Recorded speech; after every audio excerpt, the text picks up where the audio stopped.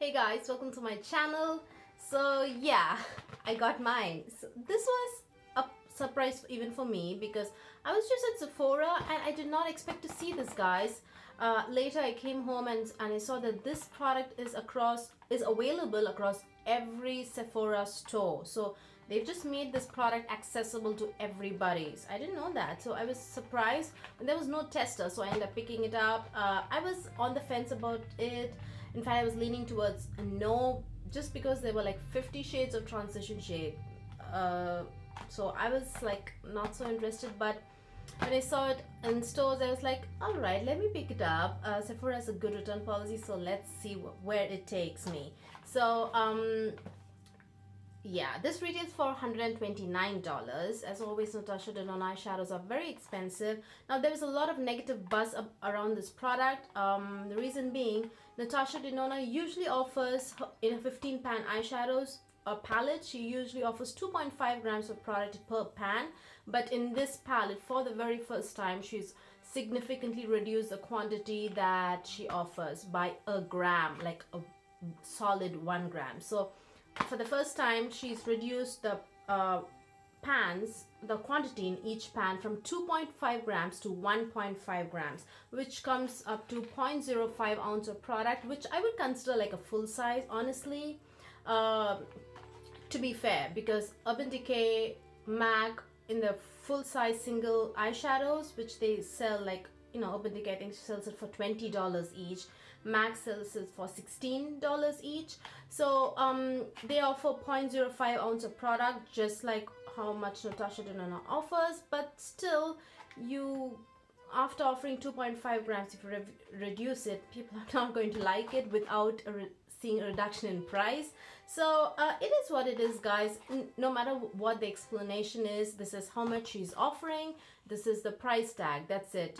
I think you should either want to buy it or not buy it. The reason that she offers is with the way how she explains it. And I did not see this video where she explains it.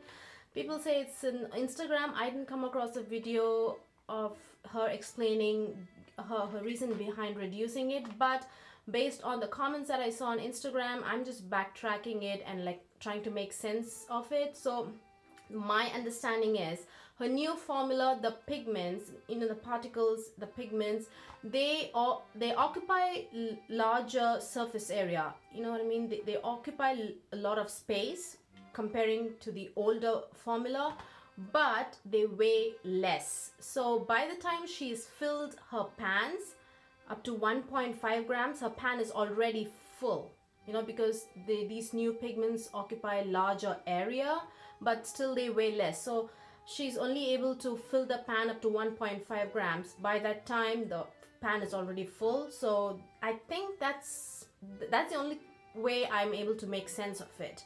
A lot of people are saying 2.5 grams equal to 1.5 grams on social media without really explaining it properly, which does not make sense at all. But this train of thought really makes sense to me, so that's why I'm sharing it with you. I could be wrong because, as I said, I'm just trying to make sense of what is happening based on the comments.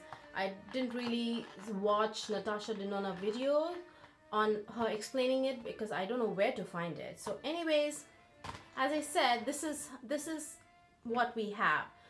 This is how much she's offering. This is the price tag. It's up to you whether you want it or not. So there's no like trying to make sense of it. This is what we have. This is what we have to work with. So $129, and this is the actual palette. At the back of the box, you do have the list of ingredients. And people have always complained that she has this sheet, the plastic sheet, where she has a name, shade names. All that has been taken care of in this palette. There are no sheets and the names of the eyeshadows have been printed. So that is this is the beautiful palette.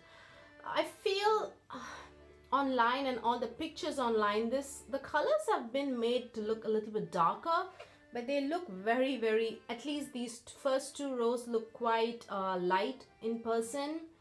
So it has like kind of a berry red kind of lettering, and then Tropic Palette. And the back there are these, hang on, my lipstick, there's just adjusting, I'm sorry guys.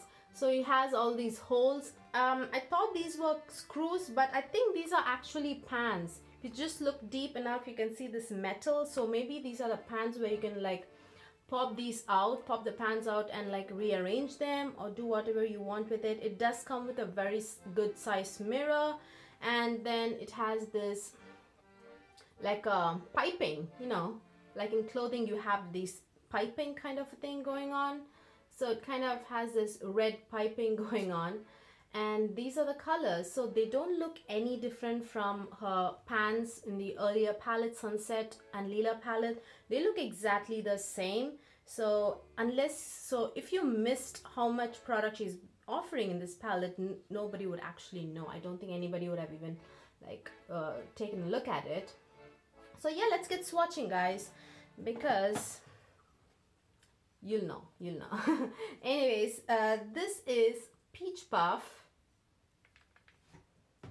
Okay, I have so much.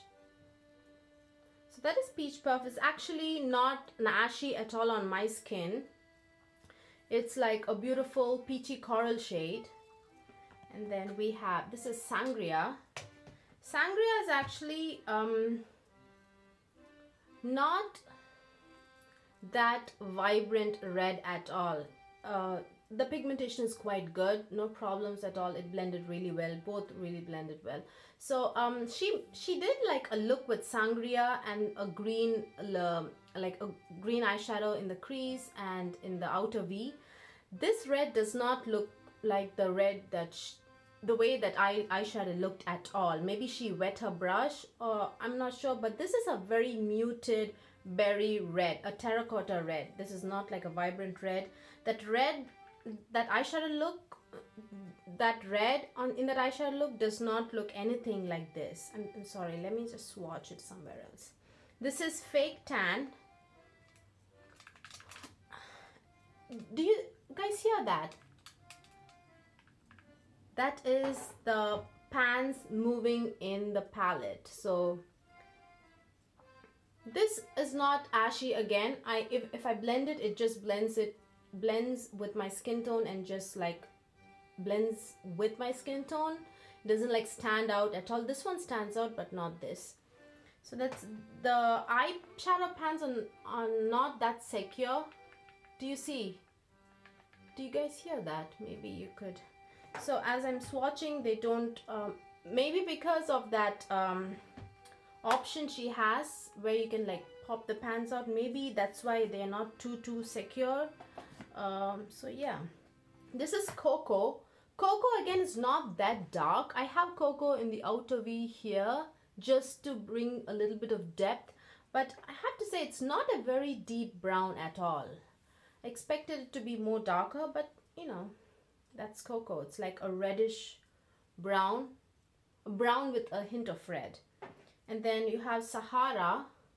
Sahara is again a very light color, which is actually quite ashy on my skin tone, as you can see. Even if I blend it out, you see it's like a little bit ashy. And I don't think Sahara really makes a difference to my skin tone in this palette, whether it could be this or this, you know what I mean? It's like, I feel it's a little excessive. So let's move on to the second row. This is a pastel color. It's called Nudist. Again, very, it's, as I said, it's a pastel color. This kind of has this ashy look on my skin tone.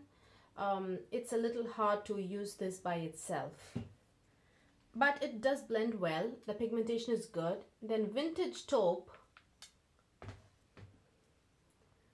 Again, ashy color. The second row colors are actually quite light. The transition colors, they're not transition colors for my skin tone. So again, but they, as you can see, the pigmentation is good and they also blend well. So Vintage Taupe is that. Pastel Melon, again a white based color. The second row basically does not work for me at all. So those are the three mattes in the second row. The top row is not bad at all. I can definitely make it work. The second row, these, hang on, let me just move it. Yeah. Then we have two more. This is Gusti. Gusti, wait for it. This is a real star. The palette. Okay, I mean that sarcastically, guys, because the pigmentation on this is terrible. Just terrible. This looks like a I don't know, a melon orange color with some blue shimmers, but the melon orange does not show up at all on my skin tone, and this is a very sheer eyeshadow.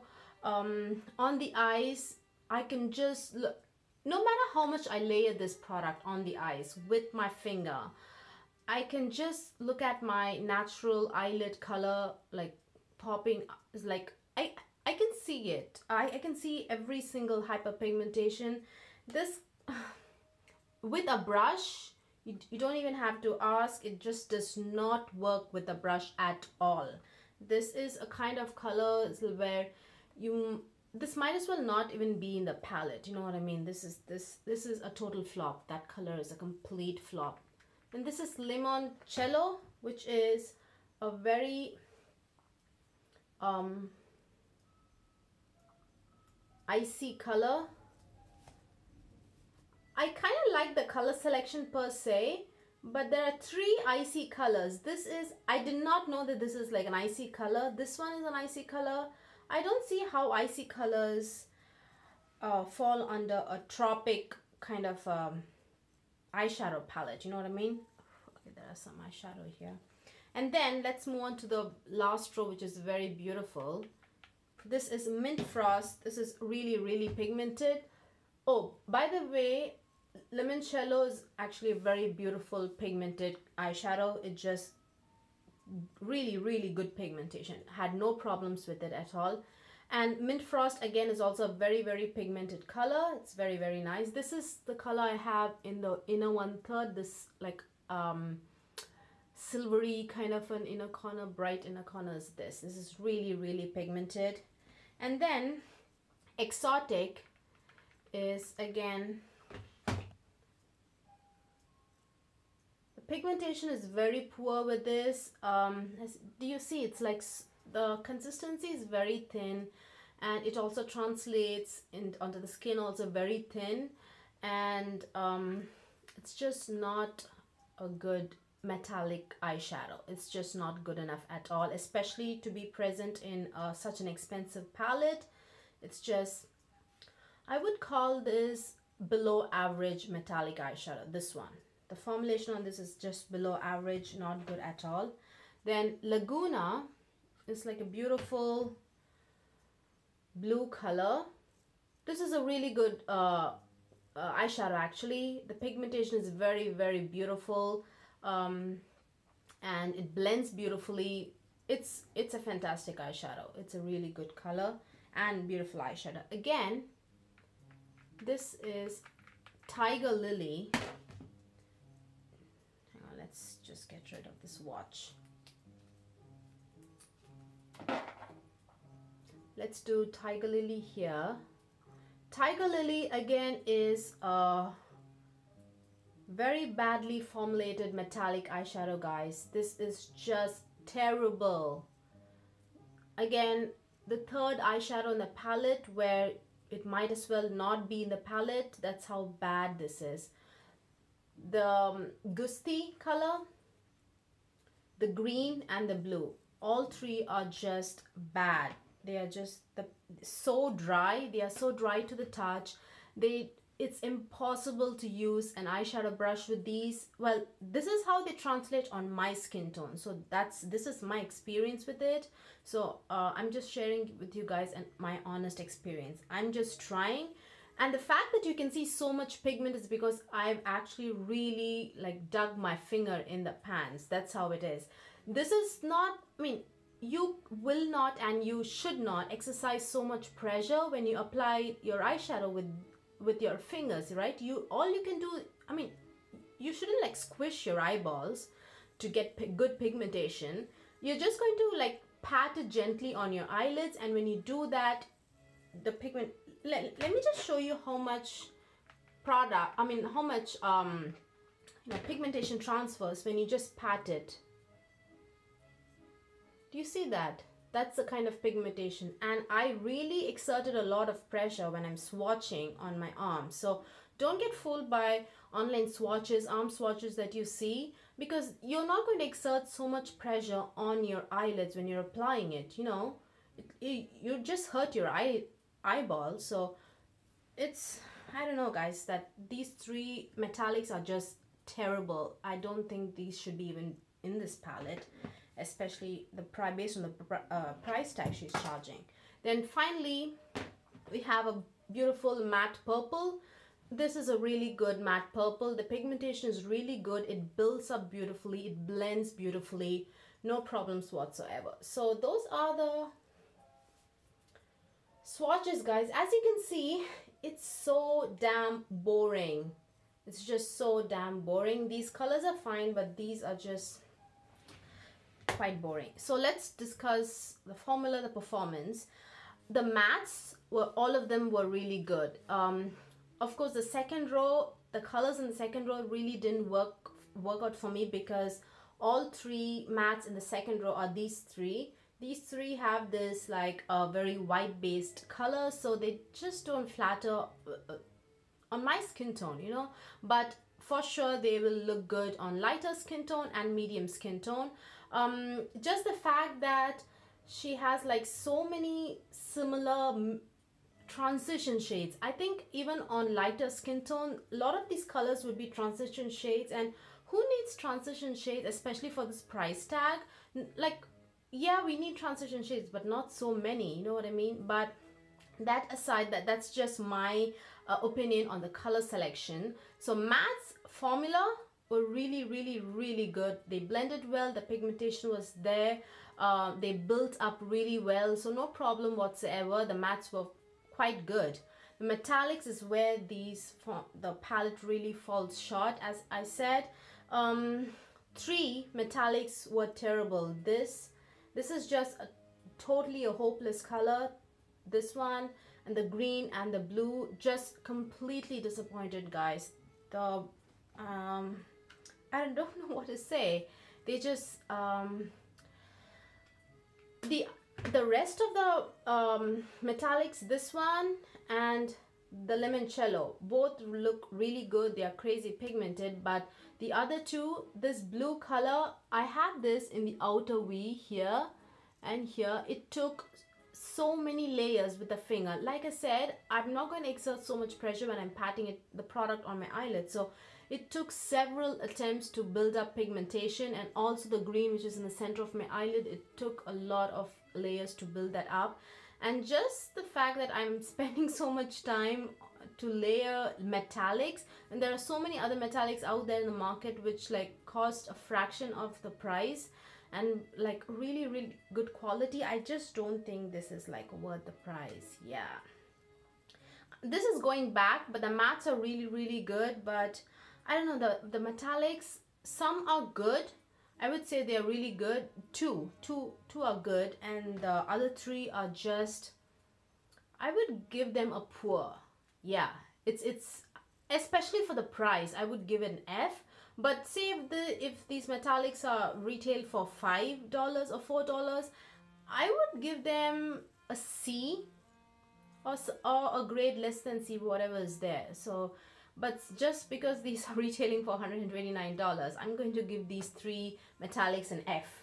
This one is just terrible, guys. And again, this amount of pigmentation, because I really exerted a lot of pressure on my arms, because I'm not going to experience any pain or discomfort if I really exert a lot of pressure when I do this. But that's not the case at all. On the eyes with a brush, these three metallics, they don't work at all. You have to use your finger, and even with a finger it's a struggle to build up the pigmentation. So this is my experience. It was not a good experience trying this palette out. This is going back. I'm not disappointed or anything. In fact, money saved, right? I'm sure Natasha Denona is going to come out with a lot of other palettes which look beautiful, beautifully formulated and everything, but this one is a definite flop for me, especially with metallic eyeshadows. Three metallic eyeshadows of a complete total flop. I don't know, I just didn't like it. This is going back. But the mattes are really good. As I said, all of the mattes are good. No problems whatsoever with the mattes. And yeah, that's my review. And if you're interested, if you have the Pastel Goth, you have these two eyeshadows, which are, hang on, that's, I should be swatching in the other arm.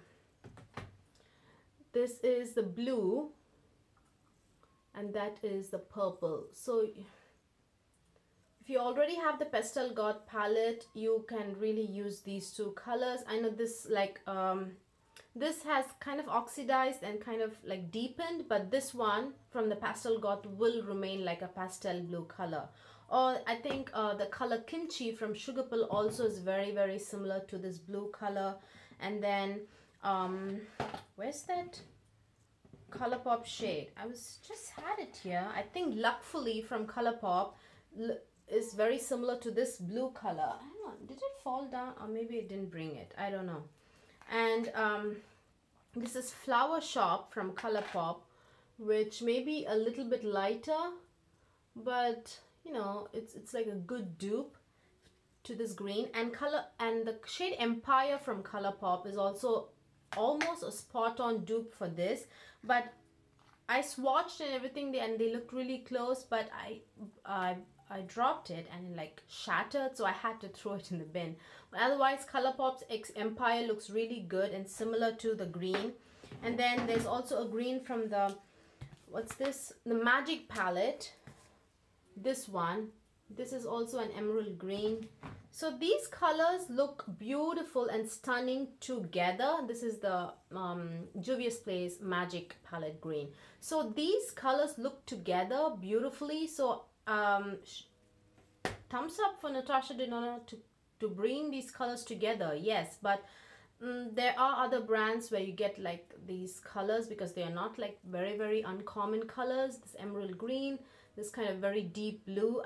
I'm positive Colourpop's Luckfully color eyeshadow is very similar to this deep beautiful blue. And then Colourpop also has this matte eyeshadow, Super Shock eyeshadow in and all the Colourpop dupes that I'm talking about are the Super Shock eyeshadows, not the pressed powder colors. And so Colourpop also has this Super Shock eyeshadows in Zoomship, I think, or Zoomy something. It's like very, very similar to this color, the blue. So Colourpop also has a Super Shock eyeshadow, I think it's called Daddy, that is very, very similar to this purple. So there are a lot of colors that you can find as dupes. You can find it from Colourpop. Personally, I don't like this palette. It's going back. Obviously, I'm not paying an expensive palette for 50 shades of peachy transition colors, and I'm someone who loves metallics. So the fact that metallics are the underperformers or just failures in this palette, well, the exception of this, I don't want to call all of the metallics a failure. This and this shades, and both I'm not very crazy about. Personal preference, color preference, because they are so icy. As you can see, they're so icy. And the colors that you see here, this orangey golden color that I've used here is not this color.